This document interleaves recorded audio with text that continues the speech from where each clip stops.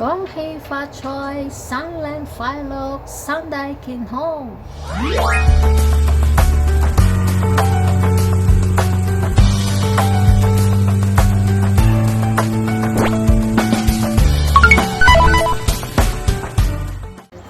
Hello guys, punta kami sa anak ni Grandpa. Doon kami magdi-dinner lahat before ito ng Chinese New Year. Tataksi kami papunta doon para easy ang namin ni Grandpa, at ayan, nakarating na kami doon.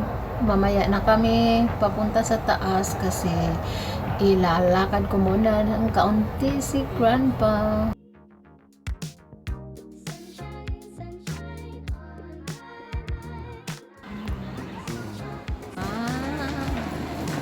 Oye, kumyong. Oh.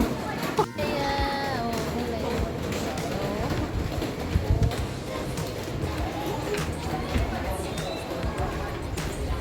Oh, Sumaya. Ang ganda ng Grandpa. Oh. Kaya, guti seki ya.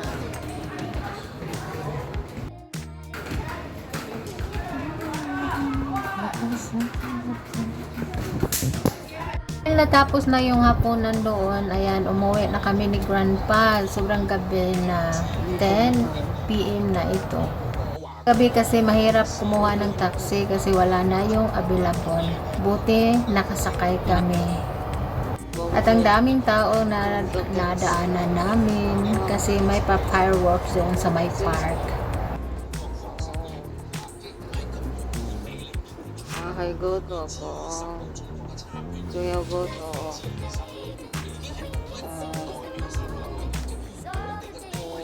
Ulan.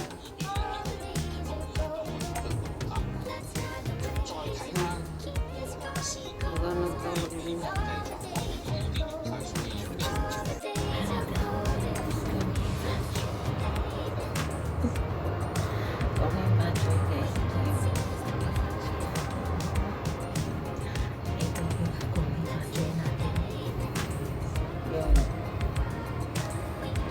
First day of Chinese New Year, tapos yung alaga mo, grabe yung ano niya, ewan ko, grabe yung drama niya sa buhay.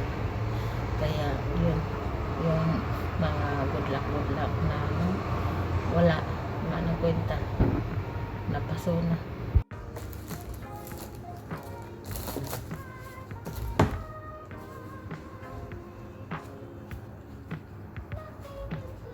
Sobrang aga talaga na gumising ng alaga ko kasi gusto niyang tumae. Pero ayun, hindi talaga siya mailabas. Kaya yun talaga. Yun ang pinakamahirap kasi ano siya, uncomfortable. Tara, itulungan natin. Nang natapos na siya, pinakain ko na.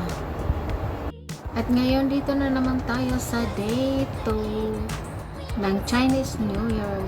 Sa umaga is ibibilad natin sa araw si Grandpa. Routine na namin to sa araw-araw. Yung pa-exercise siya, walking a little bit, and then ibilad sa araw.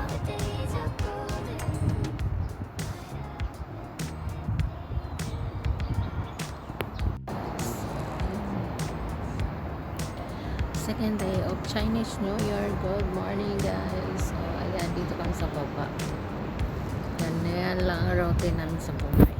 Nagpa-araw. Paikot araw naman.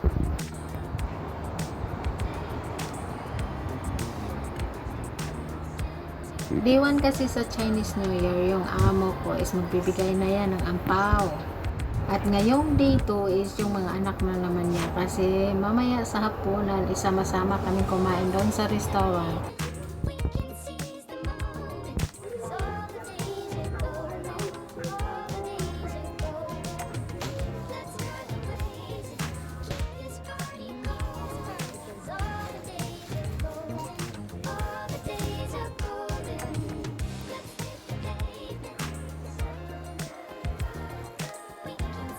Dahil darating na sila mamaya is niready ko na lahat-lahat yon, yung mga baso. maglinis tayo kasi yung day 1 sa Chinese New Year is bawal maglinis kaya maraming alikabok at ayun maraming walisin kaya yun naglinis tayo.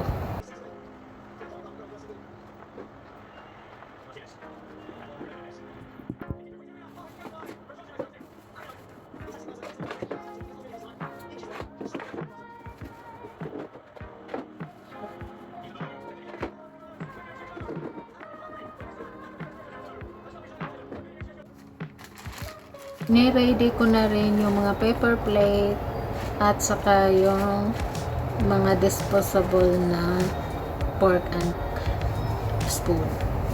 Si mamaya is magpa-fry tayo ng rice cake at lopa ko para ipang-serve sa kanila.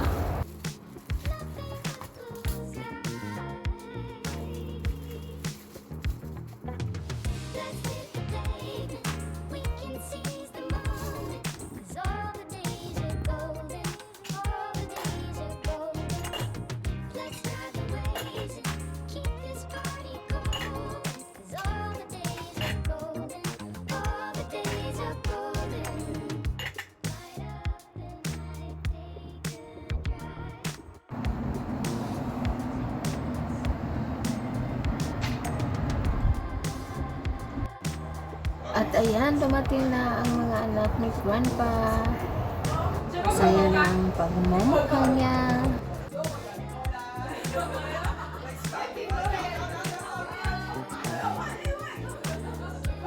Dahil oras na is nagpunta na kami sa restaurant kung saan sama-samang kumain at iyon, isang room lang kami. May pa-bejuki at saka may naglalaro sa gilid. Ayan, upo muna saglit at tapos ay magsiserve na yan sila. Ayan, kumakain na at busog na ang lahat kaya may palaro na naman tayo ulit si Madam.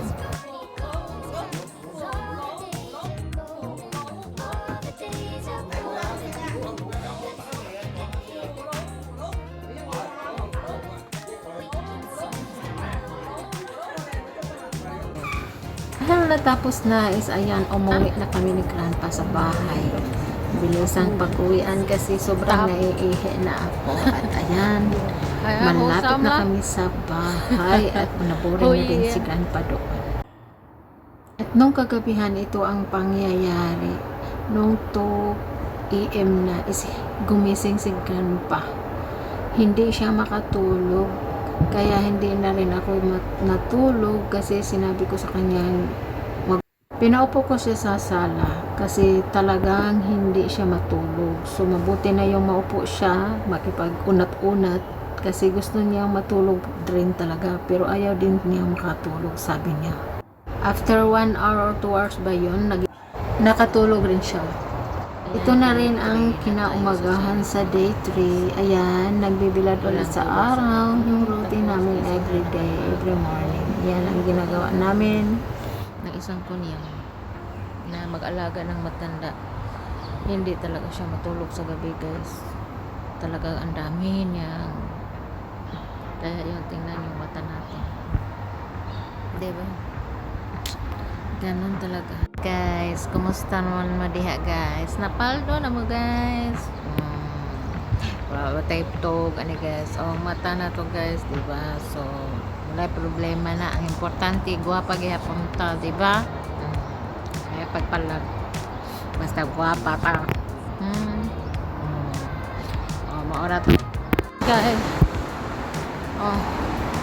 Day 3 ng Chinese New Year pero ipasigap natin to si Grandpa.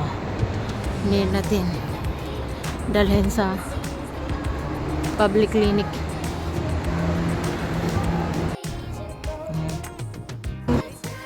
Guys, tapos na kami nag-check up. Tapos uwi na kami. Ganito ang update natin sa day 3 ng Chinese New Year. Uuwi na tayo kasi sobrang antok na ako, yung mata ko parang may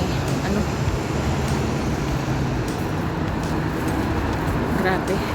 Ulit na kami. Oo, tayo guys.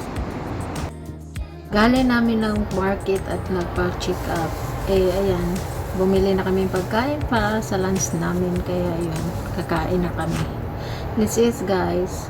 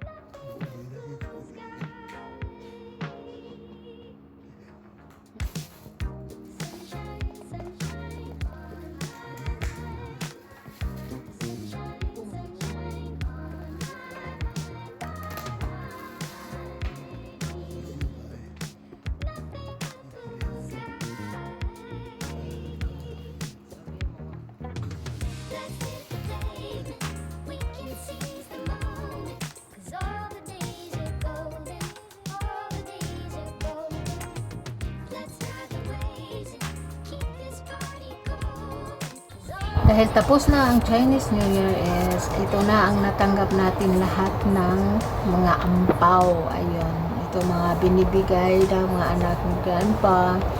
At ayun, ay may nagbigay din na kaibigan namin sa baba, yung kasama namin maglakad-lakad sa third floor. Kaya ayan lang ang ating mga natanggap. Thank you so much, Chong family, and for Grandpa family. Thank you so much for the blessings. God, more blessings to your family circle. More blessings this year, 2026, year of the fire horse. Marami ding salamat sa kaibigan ni Grandpa at mga kaibigan namin sa baba na nagbibigay sa akin. Thank you so much at pagpalain pa kayo ni God at bigyan kayo ng maraming blessings sa taong 2026. At sa di pa nakapagbigay, pwede pang humabol. Welcome naman sa akin. Ready akong magtanggap. Thank you for watching. Bye-bye.